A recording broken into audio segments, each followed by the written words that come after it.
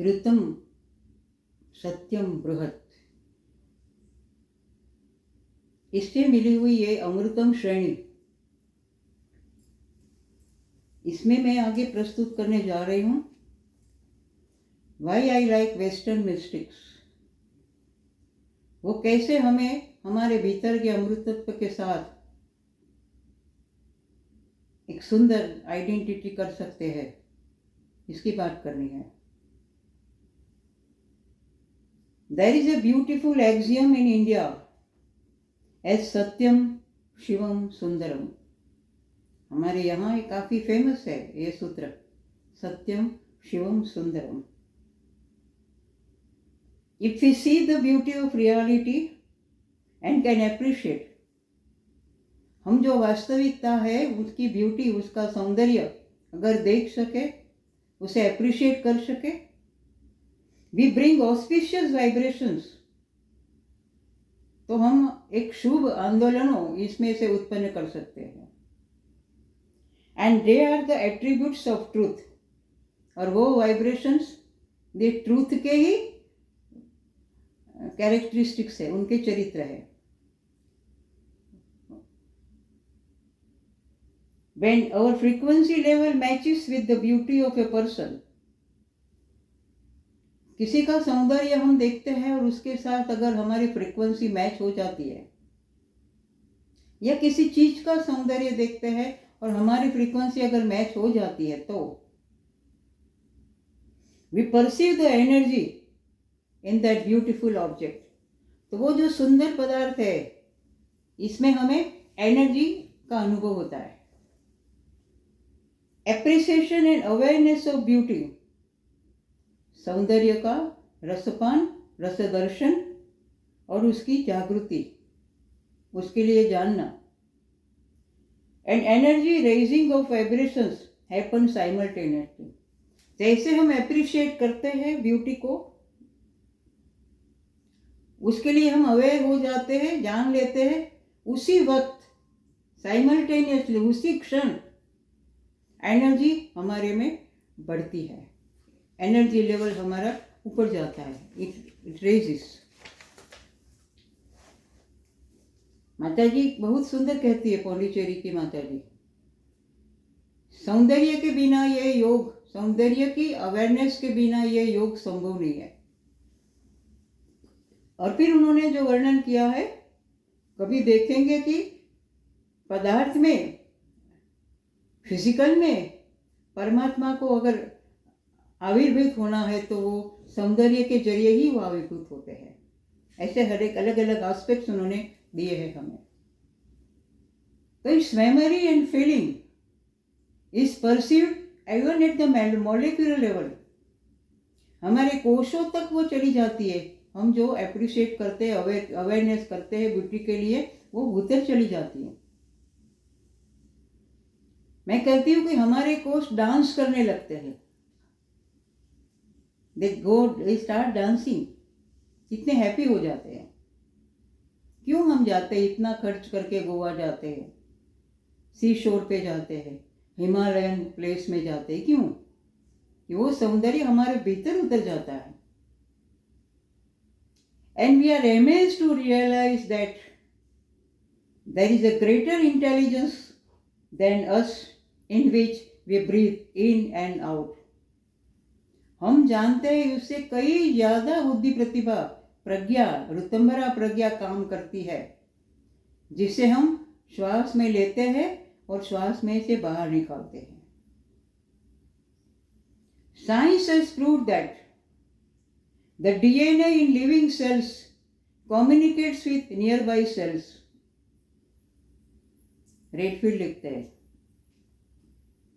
Science has proved, विज्ञान ने ये साबित कर दिया है कि डीएनए इन लिविंग सेल्स, जो सेल्स जागृत है, जीवित है, उसका डीएनए जो है, it communicates with nearby sales.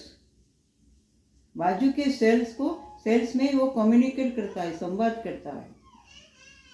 And transmits the energy in the form of light, और अपनी एनर्जी प्रकाश के स्वरूप में उसमें संक्रमित करती है।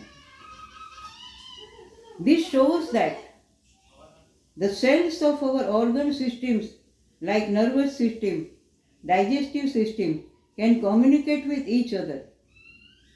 हमारे भीतर जो सब सिस्टम्स है उसके सेल्स भी अंदर कम्युनिकेट कर सकते हैं एक दूसरे के साथ. The danger is that the energy may get drained through anger, fear, skepticism, feeling victimized, or even fatigue, even though we try hard. वो एनर्जी हम बचा नहीं पा सकते क्योंकि वो ड्रेन हो जाती है, ये बह जाती है.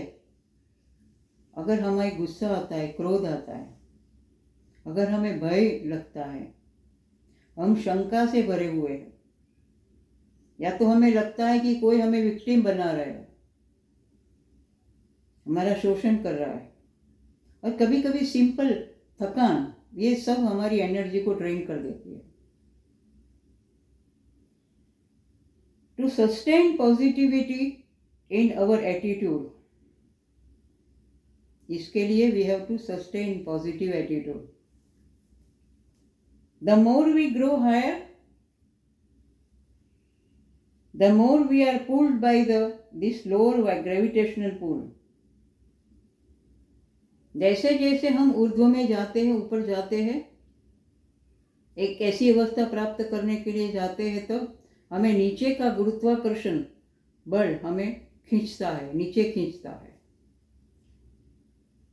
लोअर ग्रेविटेशनल पुल हमारी सेंसिटिविटी का हो, सेंसुअलिटी का हो, जो भी कहो, वो हमें नीचे खींचता है.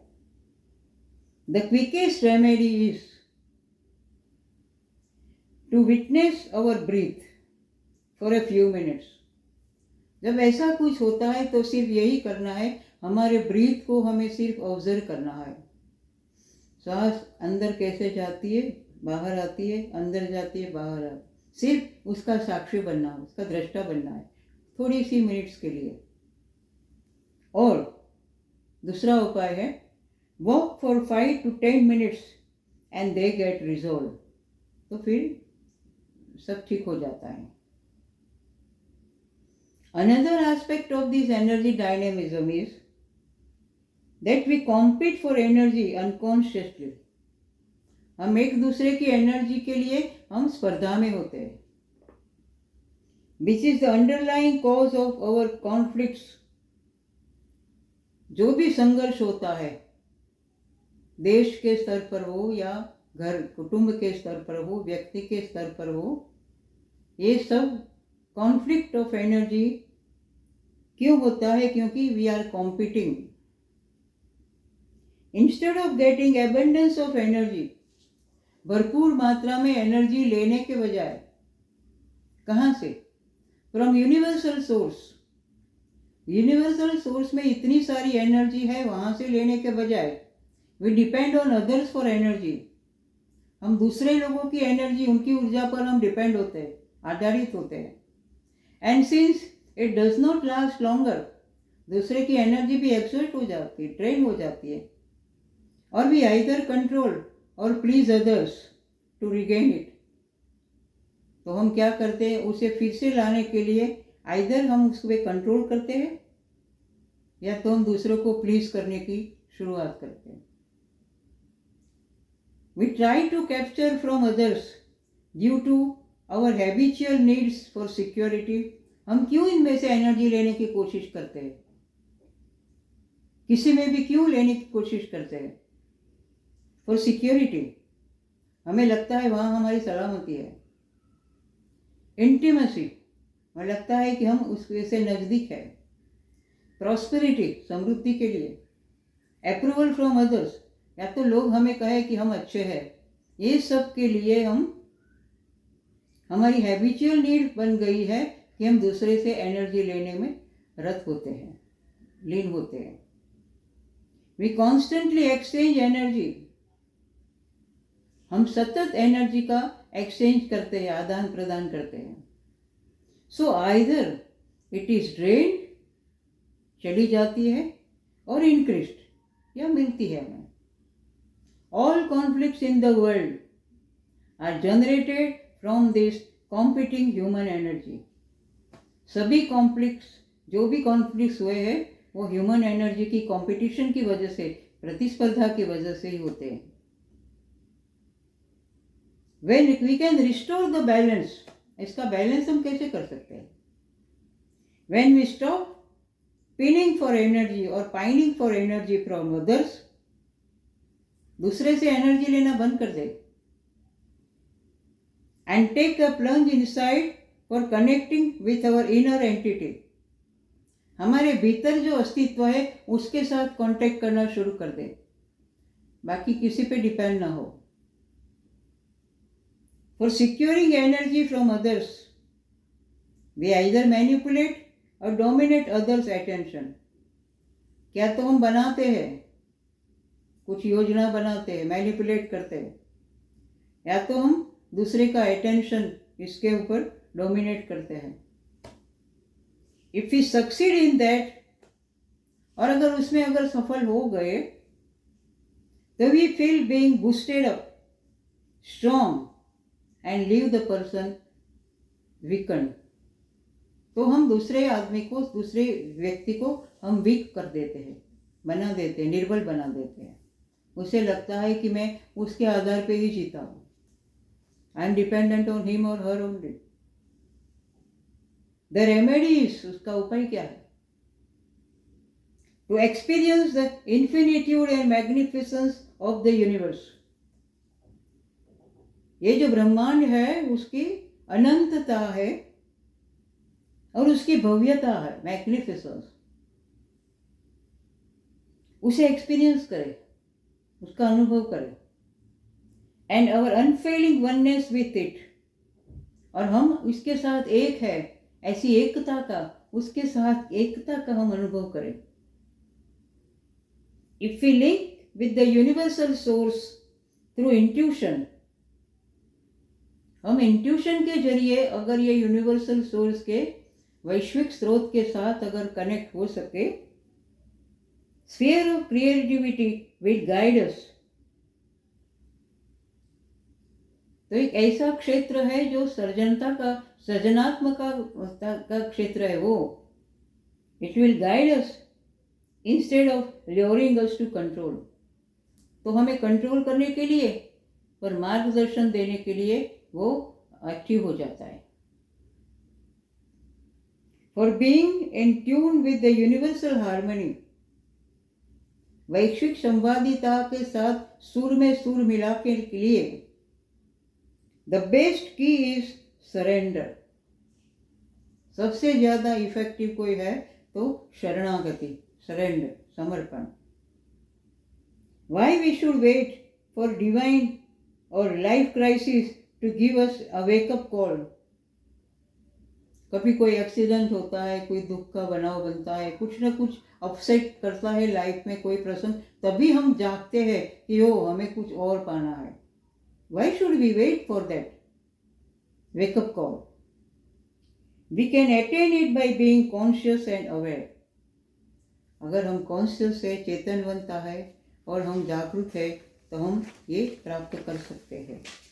अभी we'll see it further after a little break. Thanks.